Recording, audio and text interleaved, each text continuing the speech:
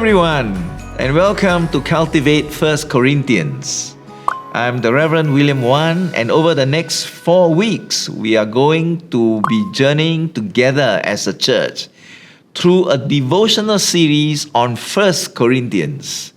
Each week, I will be sharing a short overview to help us understand the background and big ideas behind the passages that we are going to be focused on. My hope is that as we do these devotionals on weekdays, we will not only gain a deeper appreciation for God's Word, but also see how it speaks powerfully into our lives today.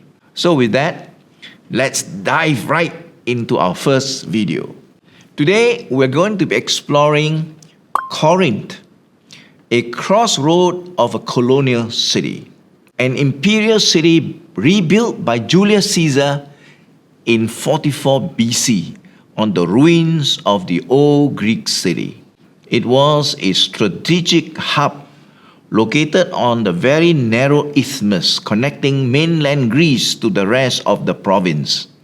Ships would be dragged across the isthmus on the Roman paved road in order to circumvent the treacherous sea voyage around the southern capes, where many shipwrecks were found. A nexus and crossroads of trade and travel, of ambition and identity, very much like our Singapore today. Corinth was also a cosmopolitan city made up of freedmen, merchants, veterans, and slaves, a society of self-made individuals and social climbers. Corinth was a bustling, wealthy, and deeply pluralistic Roman colony.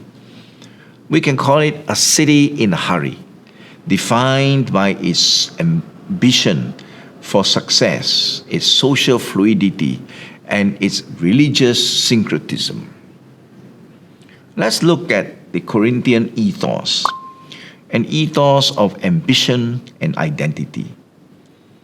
This new Corinth was without aristocratic lineage of Athens and Sparta, the other famous Greek cities. Their status was uninherited, but each had to earn their status through wealth, rhetorical skill, strategic patronage, and hard work. This city was known famously for the Isthmian Games as well. These games were second only to the Olympic Games. In these games, the cultural values of competition, success, victory, public honor were celebrated. This city has an aggressive self-promotion and rivalry ethos that permeated the social fabric. A city where their identity had to be performed. One's worth was publicly validated through public displays of wisdom, wealth, or spiritual power. Indeed, Corinth was a religious marketplace, and therefore they had a problem of understanding knowledge. A supermarket of spirituality full of temples and shrines to the pantheon of deities. Most prominent among these temples were the temples of Aphrodite on the Acro-Corinth. This temple was associated with sacred prostitution. There were also temples to Asclepius, the god of healing, and the sanctuary of Demeter and Kore, the temple of Apollo as well. Archaeological excavation discovered a prominent meat market adjacent to this temple to Apollo. In a religious, pluralistic, and syncretistic mindset, the Corinthians were accustomed to adding new gods to their portfolio, not making exclusive commitments to the one God that the Christians preached. Among the prized possessions of the Corinthians included Sophia, wisdom, Gnosis, knowledge.